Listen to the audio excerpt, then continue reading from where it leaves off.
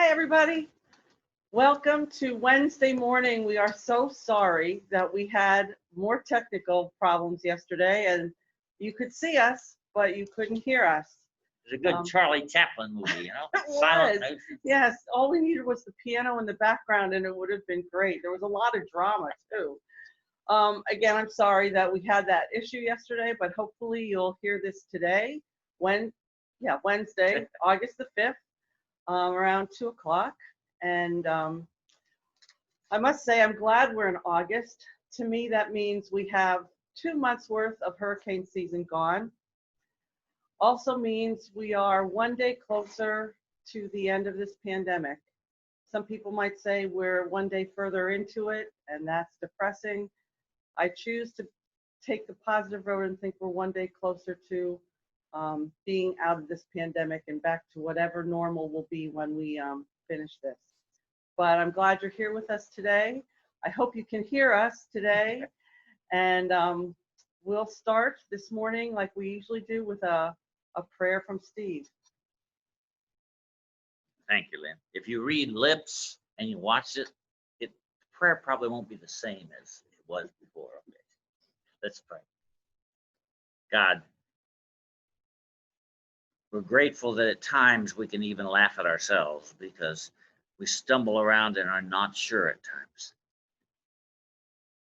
The technology, which is the result of the gifts that you have given people to invent and to design, sometimes trip us up and make us irritated and angry, but hopefully at times to be able to laugh.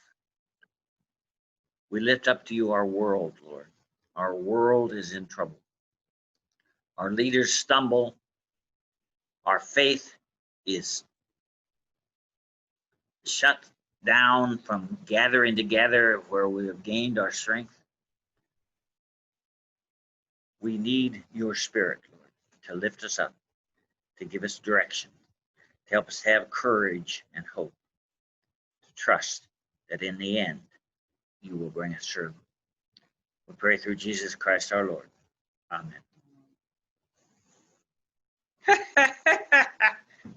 Wait. Were you laughing? I was a great silent movie character yesterday. Well, all right. And does that make you feel better? I got other things that make me feel better. I did something great. You did something great. Yeah. You know, you talked about calling people. Well, someone called me the other day and told me a joke. Really good joke. So I called 3 other people and told them that joke. And they laughed too. It was great. Well, we were talking about last week that you needed to come up with things to sort of interrupt the stress. And, maybe that's one of them. I think it'll be interesting to see when you stop being the shaggy dog, get a haircut. You look like me now. Well, I'm going to get a haircut this Friday, provided everything goes right. Those things trip up, But what else have you learned that you could help people have ideas on how to interrupt this sort of ongoing experience? The other thing you can do is try one of those games on the computer. You can say you never played them before and you don't like them, but try one out, see what happens.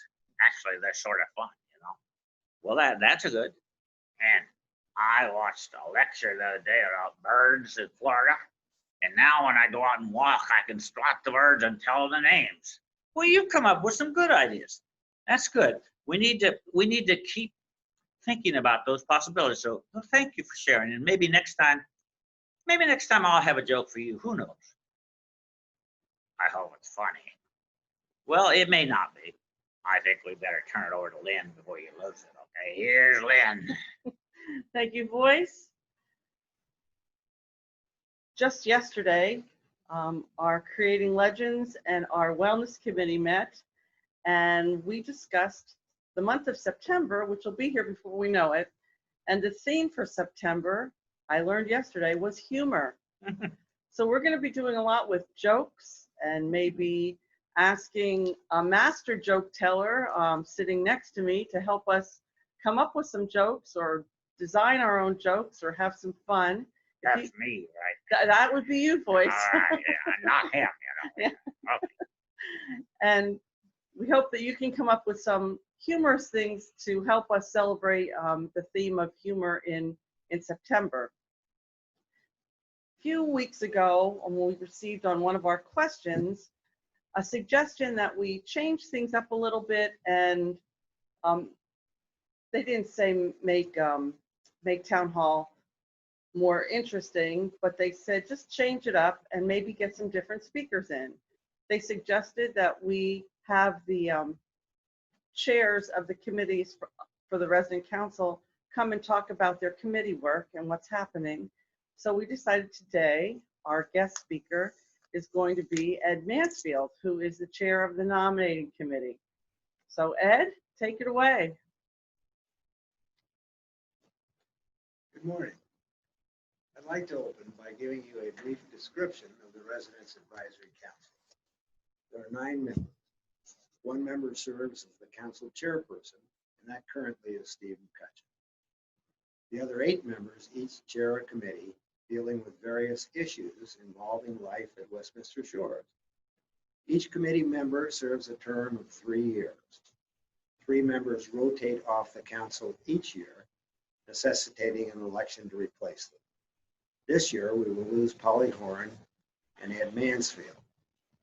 Jan Radden, who has moved from the Shores, was the 3rd person due to rotate off, and her position will be on the ballot. The nominating committee is charged with finding and selecting 6 candidates to be on this year's November ballot. Input from our community, both as an indication of willingness to be a candidate, as well as suggestions for potential candidates, is not only welcome, but urged.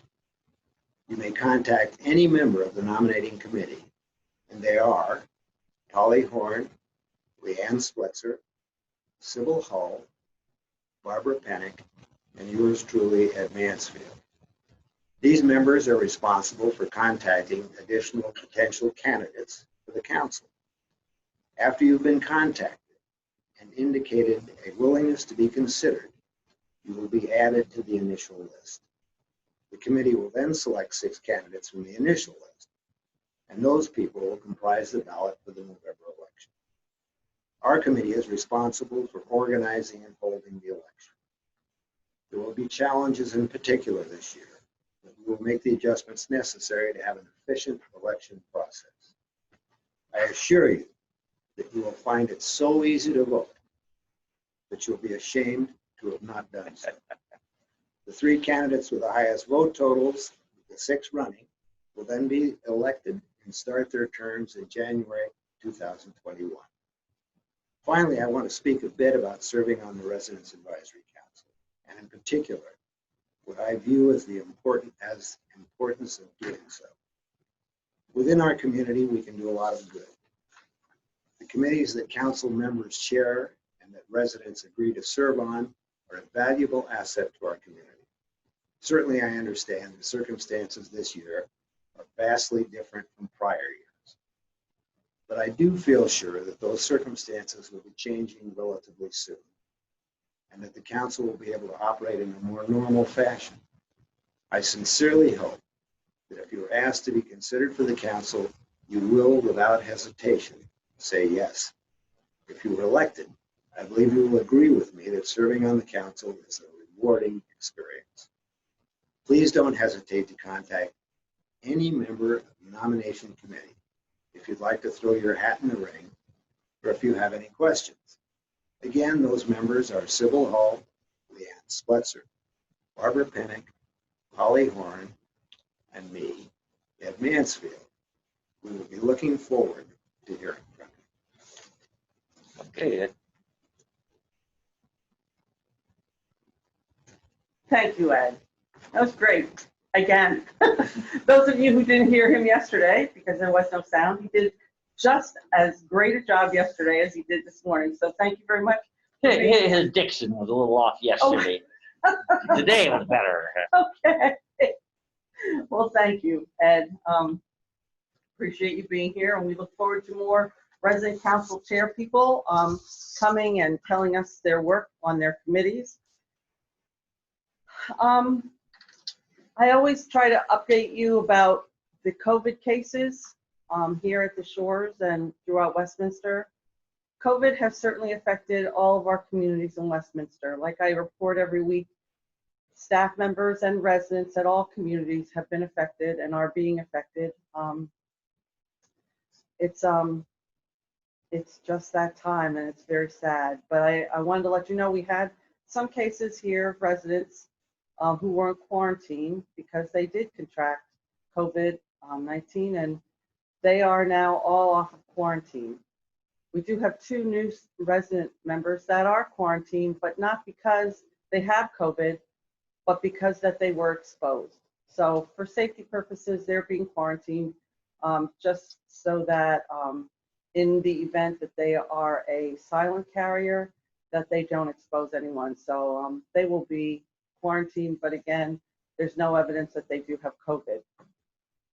We still have 1 staff member who's out.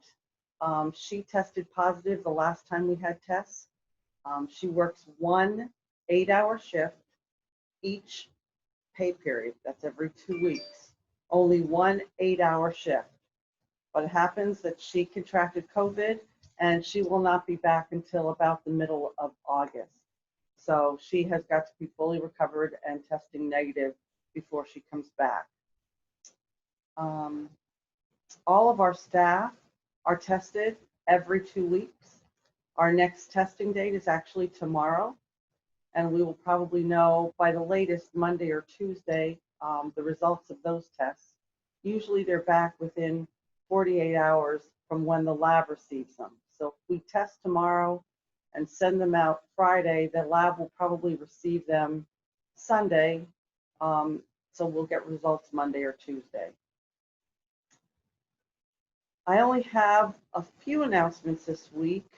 Town Hall, a special town hall for Sunrise Point, will be taped this coming Thursday.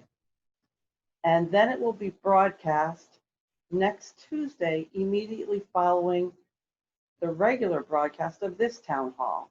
So this town hall is usually at 3 o'clock on Tuesdays, and then the special Sunrise Point town hall will be immediately following that. So we're taping this Thursday. We received a lot of questions for Chris Whitberg. Some we can answer, some are too soon to answer. There's a lot of people that want very specific questions about parking and things like that, and those issues haven't even been designed yet. There are some general things that we'll be able to share with you about dining, but again, all the specifics of what are the hours and the staffing and those kind of things are yet to be designed. We're about a year out from opening, and we have a lot of work to do in that year. But as we get closer to opening, that's when we will have more specific information. We will try to get through a lot of questions. We may not be able to get through all of them. Some of them were more specific. We asked for general questions about Sunrise Point, and there are some that were very specific. So we're going to do our best to answer the general questions, and we will we'll see how that goes. Taping again tomorrow, and it will be shown Tuesday immediately following this broadcast of the town hall next week. Pet owners, we're asking that all pet owners review the paperwork that they've turned in. When you move to this campus and you had a pet, we ask that you would put down a pet deposit, which is refundable. Something should happen to your pet. But we also asked you to fill in some paperwork, you know, that the pet has the proper inoculations and all those things. In addition, on that paperwork, we've asked you to identify people who, in the event that you need to go to the hospital or Suncoast and aren't able to care for your pet, who is going to come and get your pet and take care of them. Some of that information that you have on your pet documentation is pretty old. So we want to make sure that we have the correct phone numbers, the correct names of people. So we ask that you complete and update a new pet information form so that we have accurate information to help your pet out in the event that something happens to you. We're continuing to have construction parking concerns. If you've noticed, if you've been out and about on the empty lot at 57th Avenue South and 2nd Street. There are a lot of cars and trucks parked on that empty lot, which is what we wanted. We requested, actually not us, but the general contractor requested from the city of St. Pete in their permit approval to build Sunrise Point, the approval to use that lot temporarily as parking for the construction.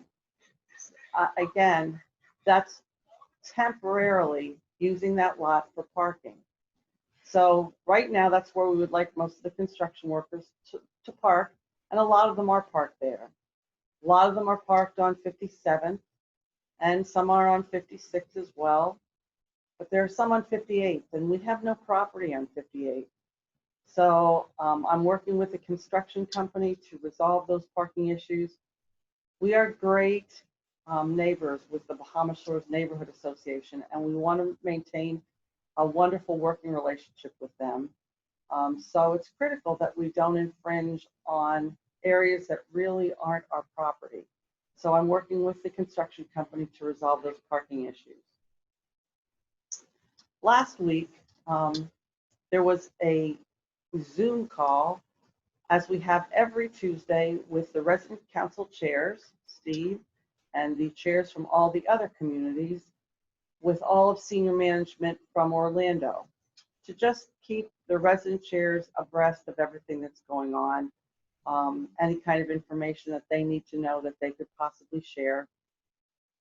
One of the things that was on last week's call, our Chief Financial Officer, Hank Keith, our CFO, presented some financial information about Westminster Community of Florida.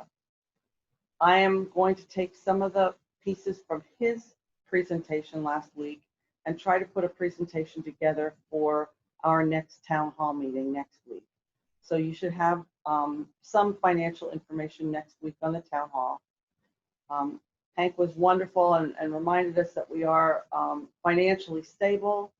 The one issue that we have is there are not as many people moving in because of COVID. People are afraid to move. Unfortunately, they don't realize how great and safe our residents feel. I'm told almost every day by residents, thank you for all your staff and how hard everybody works to keep us safe. We're glad we're here. We feel very safe here. I wish those people who intend on moving here would feel that same way, but I think that fear is out there with the growing number of cases in Florida, and that Florida is considered a hotspot. So what that does, without those entrance fees pay for capital projects like the dock repair, like the drainage project that's going on out at Sunrise, out at the villas. That's what capital dollars are for, and they come from entrance fees as well as paying off debt. Your monthly fees are what pays for operations. The lights, the food, the staff salary and benefits, those all come out of your monthly service fees. So there's kind of two different buckets. So Hank's biggest concern is we don't have as many capital dollars coming in through entrance fees, and he's hoping that that will resolve later in the year. So I'll try to give you some financial update next week. There is a pilot program going on at two different communities within Westminster for opening the fitness room. I learned yesterday that our fitness room is going to be open starting next Monday. Now, what that means is we're challenged. Lee is only here 4 days a week. Lee is the person that has to be in there monitoring, and we have to work out schedules, and we have to work out sanitation and signups to use the fitness center. There'll be half-hour sessions. We'll follow the protocol that was used at the two communities that had the pilot program going on. So we will be giving you some more information later this week, Thursday or Friday, about the opening. We will be taking out some of the equipment because we have to have enough room between the equipment so that people aren't close. Again, as I talked to you weeks ago about when you're exerting energy, and there's greater, you expel your breath further and harder as you exercise, and that's a great concern when in the fitness room. So we'll be putting out guidelines. We'll be explaining what the sign up is and what the hours are. They will be very limited in the beginning. The amount of machinery and equipment that we have in there will be mostly strength training, not cardio. We ask that if you want your aerobic activities, that you continue to walk, bicycle, kayak, swim in the pool. For your cardio exercise or aerobic exercise, and primarily use the fitness room for strength training. We are working on replacing the carpet in the main dining room, and I'll have more information on that in upcoming town halls. We have 3 big challenges here at Westminster, at the Shores, as well as all the Westminster communities. First of all is safety. That's our biggest concern. The second one is our occupancy, like I just explained to you. We wish we could fill up all of our open units. It would help us financially. It would enhance our community by having new members here. And so we work on occupancy every day in assisted living and in independent living.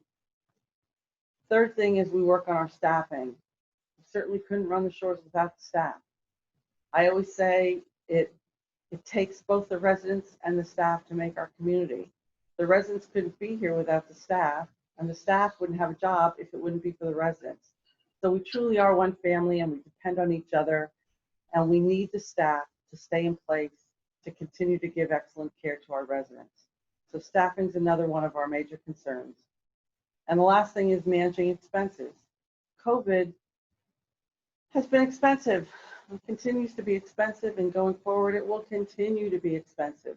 So when putting our budget together last year, we certainly didn't plan on having a pandemic or all the expenses that go along with it.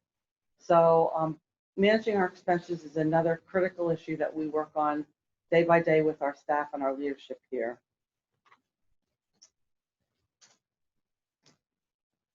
I also learned on a call yesterday that they're putting together a protocol at senior management to begin to have some visitation with independent living residents, with outside family or friends. Stay tuned for that. The protocol is not in place yet. The program has not been given a timeline when it will start, but we will certainly update you with information when we have it. The Mercy Fund, and thank you very much for all those of you who have donated to our Mercy Fund. To date, as of yesterday, there were 171 employees across Westminster that were affected by COVID. They've spent about $189,000 through the Mercy Fund to assist these staff members in being able to have their expenses taken care of, pay their rent, or have groceries, or keep electricity in their homes. So we thank you for your contributions and your care of our staff through the Mercy Fund. A lot of those staff have now returned back to work, and we're grateful for that. But we still do have people using that Mercy Fund. So again, we appreciate your gifts. And also was mentioned that there is a new seasonal menu coming out probably within the next month or so. The dining directors at all the communities and the executive chefs are working to put together a new 4-week cycle menu. So watch for more news about that. And it was also mentioned that it's the first time since the beginning of June that we've had the lowest number of new cases reported across Westminster communities of Florida. That was wonderful news. So whatever the staff is doing, all the protocols put in place, all the restrictions and the precautions, thank you for following them, because the numbers across Westminster are getting better. And that's fabulous news. I'm very happy about that. The last thing I have to tell you and ask you for your help. We've said numerous times on Town Hall, Steve's mentioned it, I've mentioned it, that we're concerned about our residents and loneliness and isolation and people becoming a little bit upset because of that. I've had people come up to me and say, Lynn, I'm not upset. I'm great. I'm happy. I'm doing my thing. And that's wonderful. There still are those that we are concerned about. So we keep reaching out. Like The Voice reached out and told some people some jokes, and that's a wonderful thing. You didn't call me, so I'm waiting for a phone call Okay. to hear a joke that I can then share. But I want you also to be really mindful of our staff. Our staff carries the burden of worry as well, and they're here to protect you. They go home and they try really hard to protect themselves, as evidenced by that we only had one person in the last 3 rounds of tests that tested positive. That to me signifies that our staff takes great care of themselves when they're outside of here, follows precautions, doesn't go hang out in crowds and do all kinds of foolish things, wears their masks, washes their hands. I'm grateful for the staff, but the staff also carries the burden of worry about their family. So they have the worry about all of you, their work family, and they have the worry of their family at home. So I ask that when you see them, you give them some encouraging words and words of thanks to let them know that we're grateful for them, and we are grateful that they continue to be very careful about how they manage their lives so that they can be safe. And I think that's about all I have for updates. I did only have one question, and it's how do we stop and restart delivery of meals? If indeed you go away for a week or a month, you certainly can stop your meals for that period of time. When you get back, you restart them. You call the dining department. You can leave a note under the dining office door, which is right next to the country store. You can leave a note with Mo or Maureen at the crossroads. Any one of those ways should be able to stop and restart your meals. Just follow through with one of those people, and that can happen for you. And other than that, I don't have anything else. Steve, do you have anything? Yes, I do.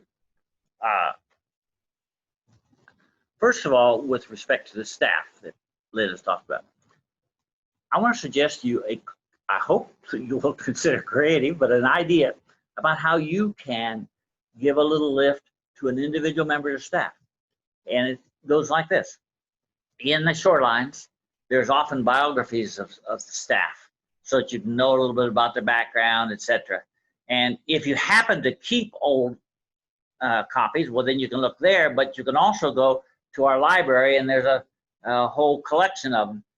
If you would go and pick out a staff person, read their biography, and then write a little fantasy piece about where they'll be 10 years from now, or where their children will be, or what they will have accomplished. It is all fantasy, that's all fun, but what it does is, as the staff person reads it, they feel affirmed about the fact that you believe in them and that you enjoy them. So you don't have to think you are a good writer. It'd be easy for you to say, well, I hope somebody will do that, but I don't know how to write. This pandemic's an excellent opportunity to try something new. So try that. Now, I didn't understand until Lynn talked today in our doing this meeting about this humor month. But if not next week, the following week, I will do a little thing about how to write a joke. And then encourage you to think about how to write your own joke. Humor is not only just emotionally, but physically healing for people. We know from medical studies that humor can break not only isolation, but can lower your blood pressure, can raise your immune system, and do all sorts of good things. And so they're going to emphasize humor, and you can participate by contributing your own joke. We used to have a resident here. She's not here now, but she used to, I don't know, I guess online, but I'm not sure where, she'd find a joke every day. And when she came to the dining room, she'd wheel her little cart around to the table and say, I've got the joke for today, and she'd tell it. And everybody got to looking forward to her coming. Some of the jokes weren't that good, but they were jokes. And we could laugh with her as well as find the humor. So I want you to think about how you can contribute humor to what's happening now. And it doesn't have to be a joke. It could be something else you see. But if it is, jot it down. Call somebody, share it with them, like The Voice did with sharing the jokes. But use the medicinal quality of humor to help us as we're moving through this pandemic and this season of being separated. So that's my little sermon today, but that's it. Well, thanks for joining us today. We look forward to you joining us next week for a doubleheader. You're going to have town hall at 3 o'clock, our regular town hall on Tuesday, followed immediately by the broadcast of the, oops, I'm sorry, I'm being told it's 2 o'clock next Tuesday is regular town hall. And then immediately following that will be the broadcast of the Sunrise Point special town hall. Oh, so I gave you the wrong information. Next Tuesday, 2 o'clock, you'll see on channel 732, regular town hall, Steve, The Voice, and me. And then immediately following, you'll see the other broadcast of the special town hall for Sunrise Point. Okay, thanks for joining us today. Again, sorry about the technical difficulties yesterday. Sign of the times. We hope you hear us this time. Bye-bye.